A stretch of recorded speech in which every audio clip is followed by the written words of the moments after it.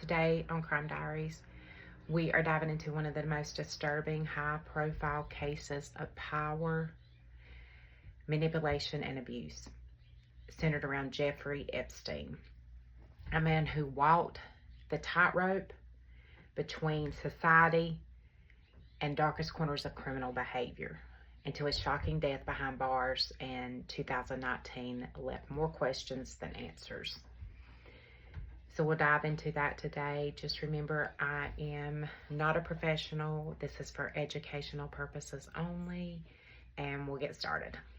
So who was Jeffery Epstein? He was born in Brooklyn, 1953.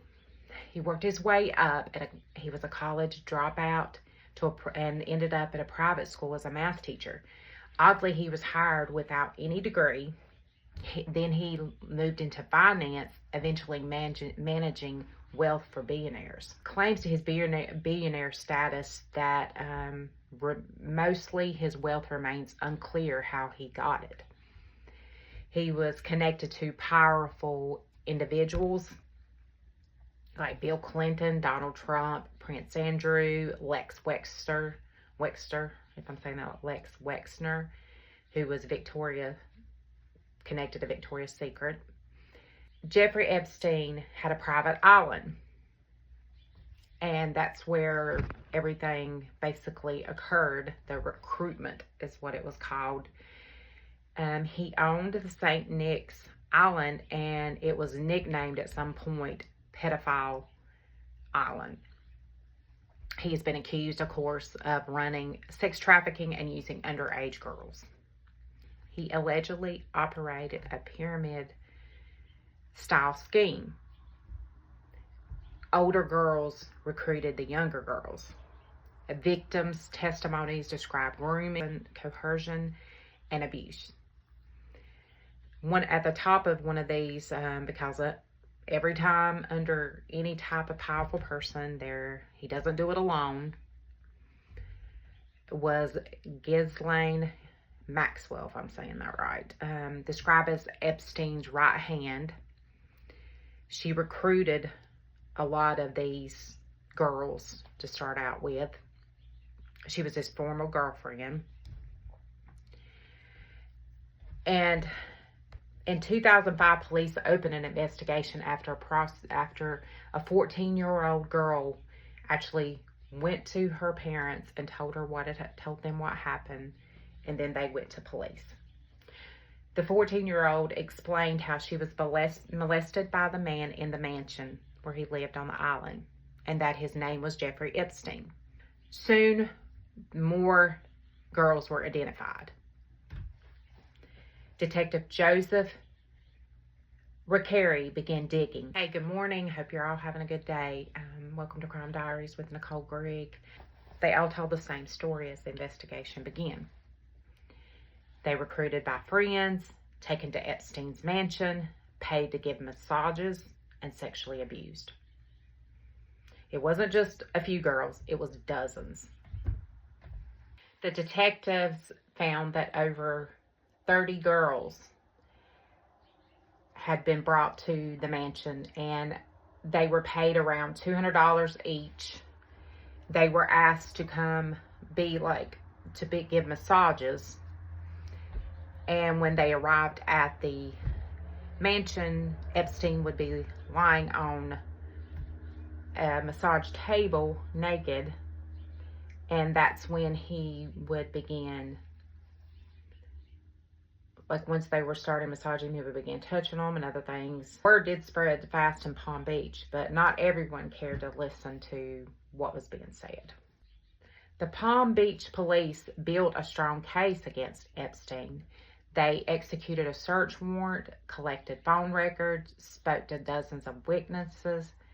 Police wanted felony charges. The state attorney's office under Barry Krishner had other ideas. Instead of filing charges, they negotiated, and the case went to a grand jury.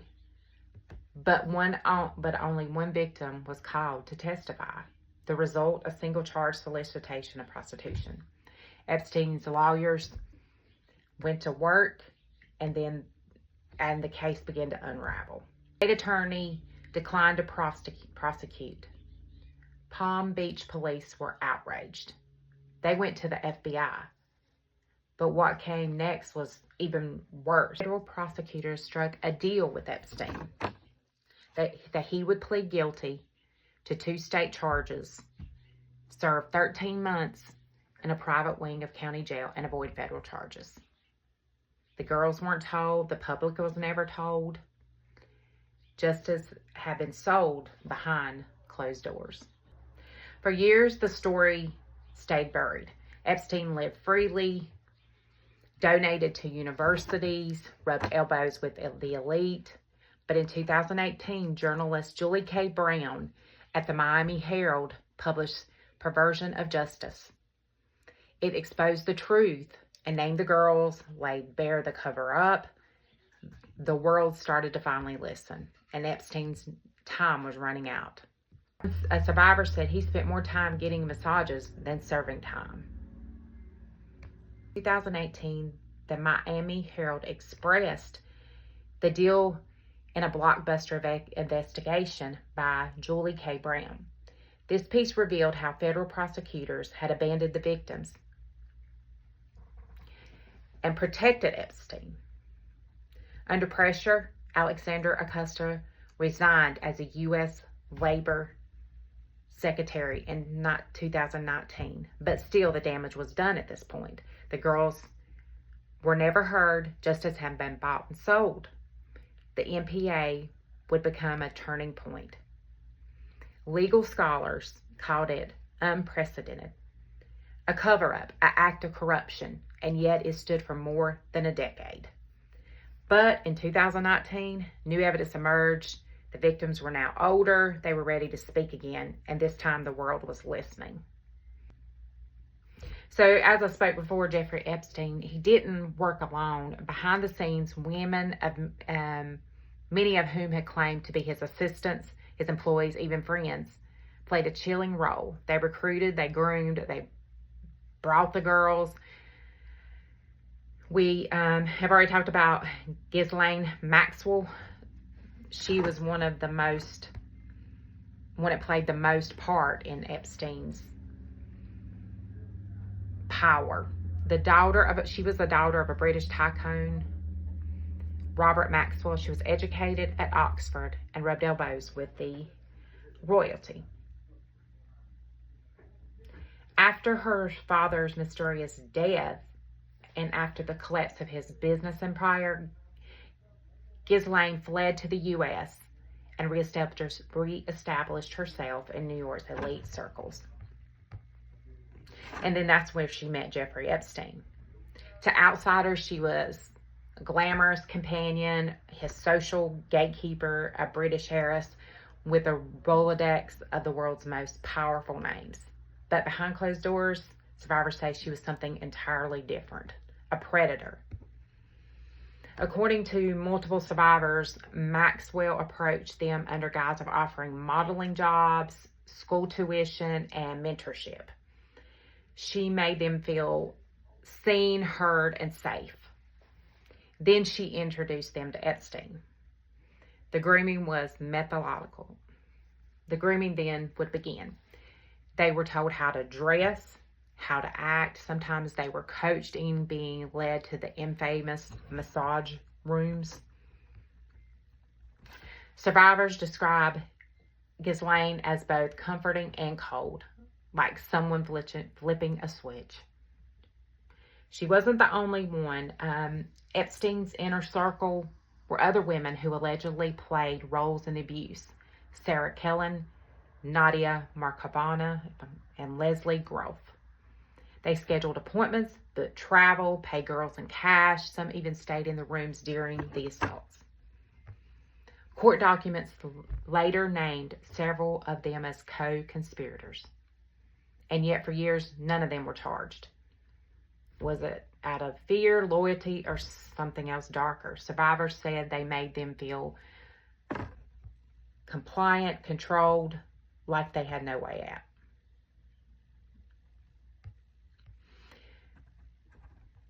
In 2020, the FBI tracked down Ghislaine Maxwell at a secluded New Hampshire estate. She was arrested and charged with multiple counts of sex trafficking and perjury. So in 2021, she was tried. 4 women testified. Their stories were nearly identical. Lured as teens, groomed by Maxwell, abused by Epstein. In 2022, she was convicted of 5 federal counts, including sex trafficking of a minor. She was sentenced to 20 years in prison. For some survivors, it was the first time they saw just a sliver of justice.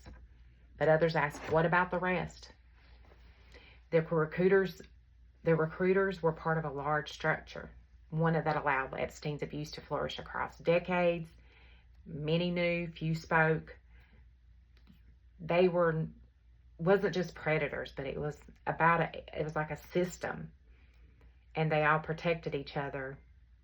And we still don't know everyone involved. Epstein had a private jet, a remote island, and flight logs that had VIP guests, presidents, CEOs, some of the most powerful people in the world flew with Jeffrey Epstein.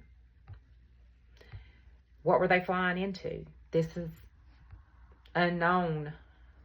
Flight records later sealed in a court named hundreds of passengers. Among them were like Bill Clinton, Prince Andrew, Alan Dershowitz,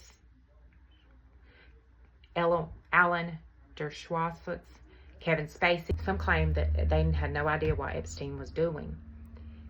But the logs had several trips from these people, often in the U.S. Virgin Islands, and Little St. James.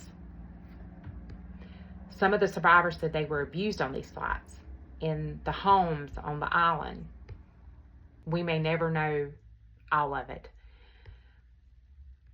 Most of the persistent claims about Epstein in this is that he recorded people in compromising positions with underage people. Multiple survivors, including Virginia Jeffery, alleged that Epstein had cameras on his properties, especially in the guest rooms and massage rooms. There are reports that hard drives were found during the FBI raid in 2019. What was on them? No footage has ever been publicly released. No charges have been filed against anyone else. Still, the questions linger. Was Epstein collecting secrets?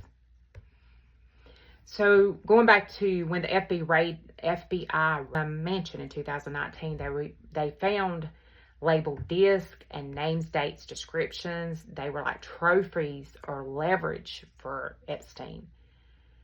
Maxwell herself was accused of keeping records of who came and went, but the prosecutors stopped short of confirming whether blackmail was the center of Epstein's power. Survivors insist that it was. How did Epstein continue to operate even after registering as a sex offender? How did banks keep working with him? Why did elite universities accept his donations? So going back to 2011, the FBI had opened the investigation, but Epstein was still flying, still entertaining, still untouchable. Many believe he had protection, not just from social protection, but institutional. Blackmail could have been his currency, or maybe his greatest asset was that no one wanted to know the truth that could come out. So in 2019, after Jeffrey Epstein was arrested and was waiting for his trial, August the 10th, Jeffrey Epstein, 2019, was found dead in his own jail cell. The official report was suicide by hanging. That in itself has been very suspicious. Some believe that he was murdered.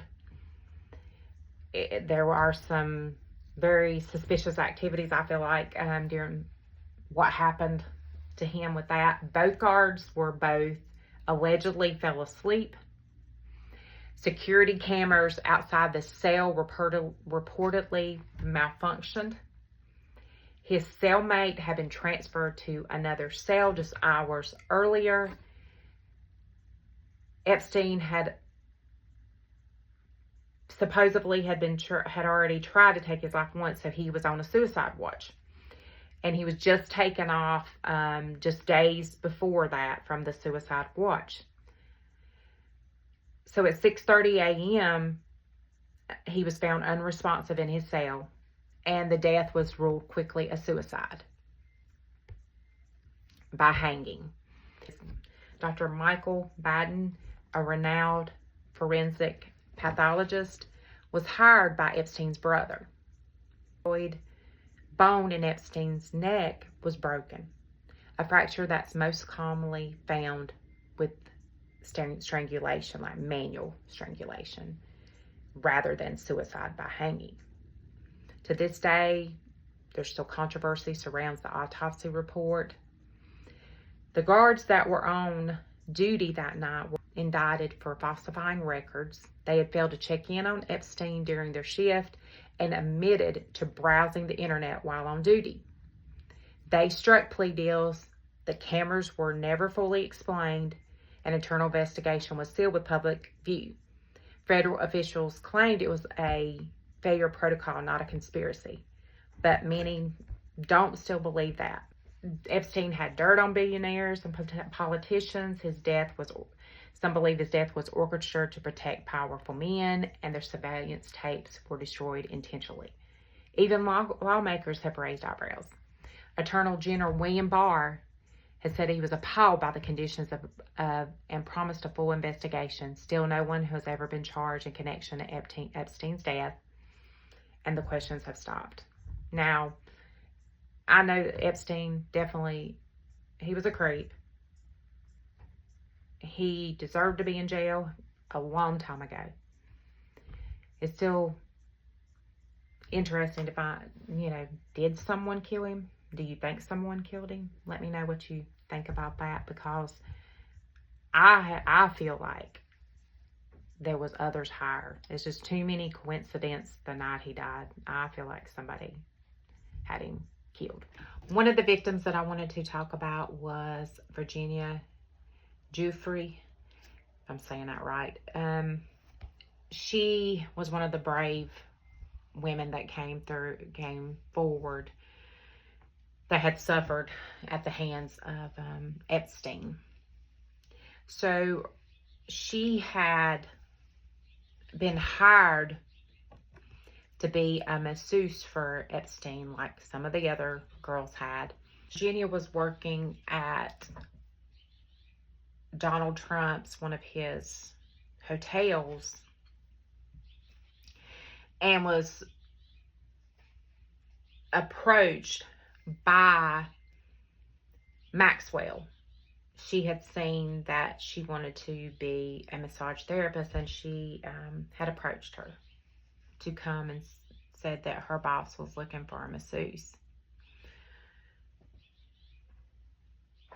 But eventually, of course, they ended up making her a sexual servant, pushing her into also recruiting some of her friends and associates. She was flown around the world, including flown with Prince Andrew when she was like 17 and 18. And of course, the men denied this, Prince Andrew. Virginia said that Ghislaine had come up to her and said, "I want you to do for him what you do for Epstein." Andrew categorically rejected Jeffrey's allegations, of course, and said he didn't recall having ever met her. His denials blew up in his face during a November 19 BBC interview. The viewers saw and disputing Jeffrey's recollections of sweaty dancing by saying he was medically incapable of perspiring and showed no empathy for the woman who Epstein abused. Within days of the interview, Andrew stepped down from his role and duties, his royal role and duties, and he settled in court in 2022 for an undisclosed amount. and agreeing to make substantial donations to her survivors organization that Virginia had created. So sadly, Virginia was hospitalized after a serious accident. She didn't have any answers at the time. The location or nature was not specific of the accident and about the accuracy of the Instagram post that appeared on Virginia's Instagram. The post said she'd been in a car accident and was hit by a bus, and the prognosis was dire. She did pass away. She was survived by 3 children, and then it was later confirmed that she had committed suicide. And it is sad. It was said she was going through a divorce with her husband, so was very upset about this. So I do hate that the victims of these sexual assaults went through what they went through. It is horrible for anyone to go through these things, and we may never know what really happened, who was all involved. It seems that it has been hidden. So this is basically for the girls that had been ignored, the prosecutors who chose silence, the friends that flew with Epstein, and a lot of the names are still sealed. We may never know.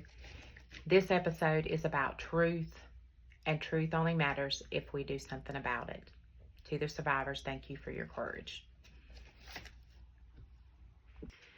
Tell me what you think about this case. Of course, we all know he was guilty, but I do feel there was others involved, and we may probably never know. So let me know your thoughts on this, and we'll see you next time with Crime Diaries with Nicole Grigg. Please subscribe and like, and continue watching. I hope you have a great rest of the day, and thank you for watching. Thank you.